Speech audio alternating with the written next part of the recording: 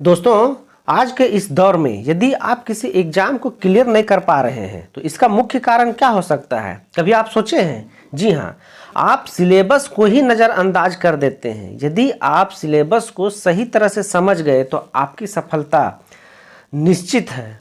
दोस्तों, मैं बात कर रहा हूँ अभी जितने हमारे पारा शिक्षक बंधु या बंधुआइन अथवा सहायक अध्यापक या अध्यापिका हैं जो जैक द्वारा आयोजित होने वाली आकलन परीक्षा में बैठने जा रहे हैं, जिनको अपनी मानदेय इस आकलन को पास करने के बाद ही बढ़ाना सुनिश्चित किया जाएगा। तो इस वीडियो को आप ध्यानपूर्वक देखिए और समझने का जरूर प्रयास करें और कमेंट में जरूर लिखें कि आपको इस सब्जेक्ट में से किस सब्जेक्ट में मार्क्स कम आने या आपकी पकड़ उस सब्जेक्ट में नहीं है, ताकि मैं उस सब्जेक्ट से रिलेटेड आपको वीडियो देता रहूं। आप बेझिझक आप कमेंट करिए कि सर हमें इस सब्जेक्ट के नोट्स चाहिए या इस सब्जेक्ट में हमारा नॉलेज कम है, आप इस पर कुछ टिप्स दीजिए, तो मैं ज़रूर से ज़रूर दूंगा। दोस्तों, चैनल में नया है तो चैनल को सब्सक्राइब करके वीडियो को लाइक एंड दोस्तों तक शेयर जरूर करिएगा, ताकि आपके जैसे यदि कोई और साथी बंधु छूट रहे हैं तो वो भी इस वीडियो को देख करके आकलन परीक्षा में बैठेंगे। दोस्तों, इसके जो सिलेबस हैं वो आप ना एक बार जरूर गौर करिएगा कि इसके जो सिलेबस हैं वो जेटेट से मिलता जुलता है, लगभग जेटेट से मिलता जुलता है। तो दोस्तों, टाइम को ना लेते हुए मैं आगे सीधा सिलेबस की ओर ले जाता हूं। यदि आप पारा शिक्षक हैं तो ही आप इस वीडियो में बने रहिए, ये नोटिफिकेशन सिर्फ और सिर्फ आपके लिए होने हैं। बाकी यदि कोई और है तो आप वीडियो को स्किप करके जा सकते हैं। तो आइए, जैसा कि हम लोग यहाँ देख पा रहे हैं कि स्कूली शिक्षा और साक्षरता विभाग, प्राथमिक शिक्षा निदेशालय, झारखंड सरकार की अधिसूचना संख्या इधर इतना दिया गया है। वैसे प्रशिक्षित सहायक अध्यापक, जिनको पारा शिक्षक बोला जाता था, जो शिक्षक पात्रता परीक्षा अर्थात जेटेट उत्तीर्ण नहीं है, क्योंकि आपको इसमें पता है कि दो तरह के हैं। अगर जेटेट पास है तो भी आपके मानदेय बढ़ने हैं, या फिर आकलन परीक्षा पास है तो भी आपके मानदेय बढ़ने। यदि आप जेटेट पास है तो आप इस आकलन परीक्षा में नहीं भी बैठेंगे तो आपके लिए कोई हर्ज नहीं है, और बैठ भी जाएंगे तो पर भी कोई हर्ज नहीं है, लेकिन आपके मानदेय में जो बढ़ोतरी हुई है उसके अलावा एक कौड़ी भी आपको ज़्यादा नहीं मिलने वाले हैं। तो जो जेटेट उत्तीर्ण नहीं है के मानदेय में वृद्धि करने तो आकलन परीक्षा आयोजन के लिए झारखंड अधिविद्य परिषद को अधिकृत किया गया, अर्थात इसके जो एग्जामिनेशन कंडक्ट कराएंगे वो कौन कराएंगे? जैक कराएंगे। परीक्षा के द्वारा आवेदन प्रपत्र भरने वाले सभी सहायक अध्यापक, जिनको हम लोग पारा शिक्षक को सूचित किया जाता है कि आकलन परीक्षा का आयोजन निम्नवत कार्यक्रम के अनुसार निर्धारित किया गया। यहाँ जो ये डेट है दोस्तों, मैंने पिछले साल का निकाला है, क्योंकि सिलेबस अभी इस वर्ष का आया नहीं है, लेकिन लगभग नहीं, सारे के सारे सिलेबस पिछले साल का ही होगा, इसलिए आपको तैयारी पिछले साल वाले ही करना है। उसमें जैसा कि आप सबको पता है कि एग्जामिनेशन जो होते हैं वो लेवल 1 to 5 के लिए होता है और लेवल 6 to 8 के लिए, अर्थात दो तरह के होते हैं। यहाँ जो हम पहले जो बता रहा हूँ कि पारा टीचर आकलन एग्जाम लेवल 1 to 5 के लिए, सही है। इसमें जो टाइमिंग होता है, एग्जामिनेशन का जो टाइमिंग होता है दोस्तों, वो होता है 2.5 घंटे के, अर्थात आपको 2.5 घंटे समय मिलते हैं, सही है। इसमें जो सब्जेक्ट कौन कौन है आप ये देख रहे हैं। जो कंपलसरी पहला कंटेंट जो है वो कंपलसरी है, कौन सी है?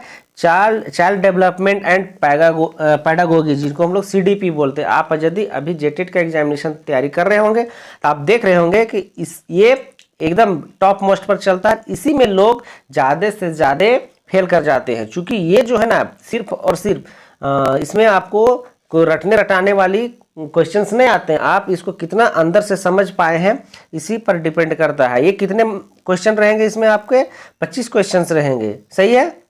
सिलेबस में दिया गया है कि जैसा देख पा रहे हैं, the last item on child development and pedagogy will focus on educational psychology of teaching and learning relevant to the age group 6 to 11, अर्थात आपको 1 to 5 के जो भी शिक्षक हैं, पारा शिक्षक है, सहायक अध्यापक हैं, उनको इस बात का ध्यान में रख के करना है कि जितने भी तरह के सिखाए जा रहे हैं विद्यालय में वो 6 to 11, अर्थात 5वीं क्लास के बच्चे 11th ईयर में हो जाते हैं, है ना। तो उनके लिए आपको जानने हैं कि उनको कैसे शिक्षा दी जाती है, उन्हें क्या शिक्षा दिया जाता है। अर्थात पैडागोगी से रिलेटेड जितने भी क्वेश्चंस होंगे 6 से 11 साल के, उसके बारे में आपको पढ़ने हैं। आप जेटेट की भी अगर तैयारी कर रहे हैं तो आपके लिए इसमें बहुत ज़्यादा दिक्कत होने वाले नहीं हैं। अच्छा, दूसरा जो हमारा कंपलसरी है वो क्या है? मैथ से भी क्वेश्चन आपके कितने होने हैं? 25 क्वेश्चन होने हैं दोस्तों, सही है। अब जो तीसरा जो है वो है इन्वायरमेंटल साइंस, हाँ EVS। वो भी 25 मार्क्स के होने हैं, 25 क्वेश्चन होने हैं। इसमें कहते हैं क्या कहा जा रहा है कि same age level of secondary, अर्थात आपके जो इसमें क्वेश्चन पूछे जाएंगे वो मैट्रिक लेवल के पूछे जाएंगे। इसलिए आप मैट्रिक लेवल के, आप तो वैसे भी स्कूल में पढ़ा ही रहे हैं, तो अगर यदि 1 to 5 तक ही पढ़ा रहे हैं तो आप थोड़ा स्टैंडर्ड अपना ऊंचा कर लीजिए, अर्थात 6, 7, 8 के भी ईवीएस और मैथमेटिक्स देखिए, आपके क्वेश्चन क्लियर होने वाले हैं, आप पूरी तरह से समझ जाएंगे। हमारा जो अगला है वो देख रहे हैं यहाँ कंपलसरी ये भी रखे गए हैं, वो है मेंटल एबिलिटी एंड रीजनिंग, अर्थात मैथ और रीजनिंग के जो क्वेश्चन होते हैं ना, वो आप उसमें स्कोरिंग सब्जेक्ट होते हैं। यदि आप उसमें अपने कमांड बना लिए हैं तो आपके एग्जामिनेशन क्लियर बहुत ही आसान तरीके से हो जाता है। इसके कितने क्वेश्चन होंगे? 15 क्वेश्चन। तो आपको 15 क्वेश्चन लाने के लिए सिर्फ अगर यदि आप इसको तैयारी कर लेते हैं रीजनिंग, चूंकि रीजनिंग में बहुत सारा दिमाग लगाने को मिलता है, बस सॉरी रीजनिंग में सिर्फ दिमाग का खेला है और आपके प्रैक्टिस की जरूरत होती है कि आप कितना प्रैक्टिस किए हो। तो ये आपके 15 नंबर के होंगे और ये बढ़िया क्वेश्चन होता है, आप उसको आप कहीं इसमें मिस नहीं करते, इसलिए इस पर जरूर फोकस करिएगा। इसमें क्या है कि the difficult level of this questions will be that the question asked क्या है in class 10th level competitive examination. इसमें जो रीजनिंग होंगे, यदि आप जैसे सीजीएल इस बार बैठे होंगे तो उस क्वेश्चन को जरूर करिएगा। आप प्रीवियस ईयर का क्वेश्चन जरूर करिएगा। मैं कोशिश करूंगा कि आपको इसमें प्रीवियस ईयर के क्वेश्चन का आंसर बनाकर दूंगा। बनाने का मकसद एक ही होगा कि ताकि आपको लेवल पता चले कि हमें लेवल किस तरह की तैयारी रखनी है। चलिए सही है, आगे हम देख रहे हैं लैंग्वेज 1। आपको लैंग्वेज रखने हैं, यदि आप हिंदी के शिक्षक हैं तो आपको हिंदी और इंग्लिश रखने हैं, और यदि आप उर्दू के शिक्षक हैं तो आपको उर्दू और इंग्लिश रखने हैं। हिंदी के क्वेश्चन जो होंगे वो 15 होंगे, इंग्लिश के जो होंगे वो 15 होंगे, और यदि आप उर्दू टीचर हैं तो उर्दू के 15 होंगे और इंग्लिश के 15 होंगे, अर्थात इंग्लिश के 15 क्वेश्चन रहेंगे। बाकी डिपेंड करता है कि आप हिंदी है या आपका उर्दू है। इसमें भी कहा गया है कि इसमें भी मैट्रिक लेवल के क्वेश्चंस होंगे। हिंदी के लिए आप विशेषकर इस चैनल को जरूर से सब्सक्राइब करके आप वहाँ देखिएगा, हिंदी के क्वेश्चन आंसर डाले जा रहे हैं। सही दोस्तों, इस चैनल में हिंदी के क्वेश्चन आंसर मैं डाल रहा हूँ, आप वहाँ से भी सहायता ले सकते हैं। इसमें ग्रामर पोर्शन को ज़्यादा फोकस करिएगा, क्योंकि ग्रामर क्वेश्चन ही आपके मार्क्स ला सकते हैं, स्कोरिंग मार्क्स को बढ़ा सकते हैं। चलिए आगे हम लोग देख रहे हैं कि कंपलसरी फॉर बोथ टीचर्स, दोनों के लिए, उर्दू और कौन हिंदी के लिए, दोनों के लिए क्या है यहाँ दिया गया है कि regional subject tribal any of subject, आप कोई भी एक सब्जेक्ट को रख सकते हैं। वो कितने मार्क्स का होगा और कितने क्वेश्चन होंगे उसमें? 30। तो रीजनल में आपका खोरठा भी आ जाएगा, हिंदी इंग्लिश सब कुछ आ जाता है। तो आप पर डिपेंड करता है कि आपका किस में कमांड है। यदि आप जेटेट के एग्जामिनेशन की तैयारी कर रहे हैं तो फिर बढ़िया है, चूंकि आपने खोरठा ही रखा होगा, और जब खोरठा रखा होगा और यदि आप गांव घर से हैं बिल्कुल ही, तो आपके लिए बहुत ही आसान होने वाले हैं, खास करके रीजनल लैंग्वेज का। ठीक है, तो आप इसको सिलेबस को जरूर पकड़िएगा, और अगर आपको और भी इसके बारे में जानना 1 to 5 के लिए तो हमें कमेंट करिएगा, मैं पूरी कोशिश करूंगा आप तक आपके हिसाब से वीडियो देने का।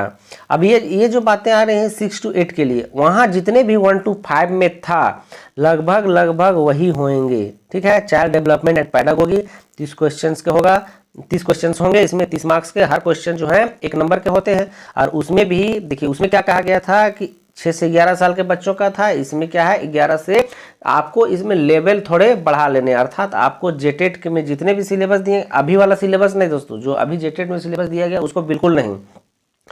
पुराना वाला यदि आपके पास सिलेबस होगा तो सही है, नहीं तो हमें कमेंट करिएगा, मैं पुराना सिलेबस आपको उपलब्ध करा दूंगा, आप वहां से तैयारी करना शुरू करिएगा। अभी वाला जो है वो साइंटिस्ट लेवल का है, अभी वाला से आपसे कुछ नहीं होगा, होना भी नहीं चाहिए, क्योंकि वो साइंटिस्ट लेवल का है, उसको साइंटिस्ट लोग ही उस सिलेबस को क्लियर किए हैं, बनाए हैं, तो इसलिए उस पर नहीं ध्यान दीजिएगा। जो पुराना वाला सिलेबस है उसको आप ध्यान दीजिएगा। दूसरा जो क्वेश्चन यहाँ जो आने वाले हैं आपके मेंटल एबिलिटी एंड रीजनिंग, वो भी 15 क्वेश्चन होंगे, 15 नंबर के होंगे। और ये जो आपके होने वाले हैं 1 to 5 के, जैसे कि 10th लेवल के थे, इसमें 12th लेवल के मैथमेटिक्स होने, थोड़े आपके इसमें स्टैंडर्ड ऊंचा होना है, क्योंकि आपको सैलरी भी ज़्यादा मिलता है, मानदेय भी ज़्यादा मिलता है, तो इसलिए थोड़ा आपको इसमें प्रयास ज़्यादा करना होगा। इसमें देख लीजिए, फिर वही बातें हैं कि हिंदी है तो हिंदी के रहेंगे 15 क्वेश्चन, उर्दू के हैं तो उर्दू के रहेंगे 15 क्वेश्चन, और इंग्लिश दोनों के लिए कॉमन है, 15-15 के होगा। यदि आप हिंदी के हैं तो 15 नंबर का हिंदी होगा और 15 नंबर का इंग्लिश है। यदि आप उर्दू के हैं तो आपके 15 नंबर के उर्दू और 15 नंबर के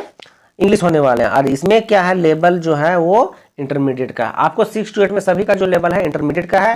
मैं फिर दोबारा पुनः रिपीट कर रहा हूं कि आपको इसमें अभी का जेटेट का सिलेबस की तैयारी नहीं करना है, आपको तैयारी करना है पुराना वाला जो जेटेट था उसको मैं, यदि आपको जरूरत हो, अगर आपको लगता है कि इस पर जो पुराने वाला ये सिलेबस है उस पर एक वीडियो बना दीजिए, तो आप हमें कमेंट करिएगा, मैं उस पर भी आपको वीडियो बना दूंगा। या आपको लगते हैं कि आप हमें कमेंट करिएगा सर पुराना वाला सिलेबस उपलब्ध करा दीजिए, तो आप हमें कमेंट करिएगा, मैं आपको पर्सनली उसका सिलेबस प्रोवाइड करवा दूंगा।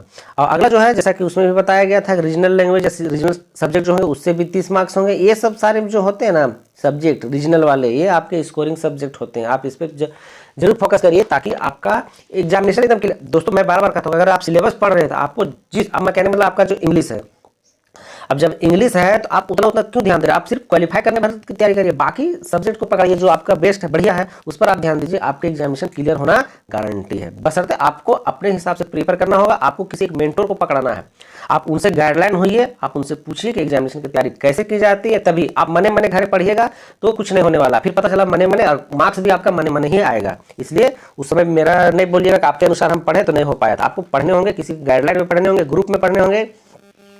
यदि आपको लगता है कि इसकी तैयारी कैसे करें तो आप हमें कमेंट करिएगा, मैं आप तक फिर एक वीडियो पहुंचा दूंगा। हालांकि हमने जेटेट की तैयारी को लेकर के इसमें वीडियो डाल चुका हूं, आप उसको भी देख सकते हैं, सेम कैरेक्टर दिया है कि आपको क्या क्या किसी भी एग्जामिनेशन को निकालने के लिए क्या क्या करने चाहिए। सही है दोस्तों, चैनल को सब्सक्राइब कर लीजिएगा, चूंकि आपके लिए मैं अभी जब तक एक आकलन का एग्जाम खत्म नहीं होगा तब तक मैं आपके साथ अभी बना रहूंगा और एक छोटा से छोटा और बड़ा से बड़ा नोटिफिकेशन आप तक देता रहूंगा। अब इसमें 6 to 8 में क्या है, आपको पता है कि 6 to 8 में मैथ के टीचर अलग होते हैं, मैथ और साइंस के अलग होते हैं। उसमें क्या है आप यहाँ देख लीजिएगा, जो मैथ के टीचर होंगे उनके मैथ का 15 क्वेश्चन रहेगा, इंटरमीडिएट लेवल का रहेगा, ठीक है। अगर आप physics, chemistry, bio, botany, zoology के होंगे तो उसमें से 15-15 नंबर का होएगा। सही है, ये कितने होते हैं, 15 या 45, 3-3 मार्क्स के रहते हैं।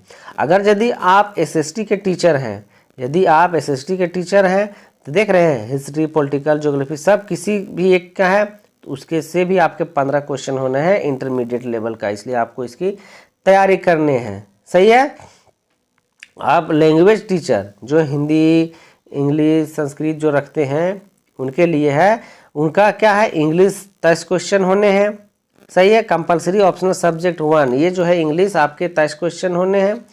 और एनी कहता है any one subject optional subject 2, इसमें से कोई एक रखना है, जो कितना मार्क्स का होगा, 22 मार्क्स का होगा।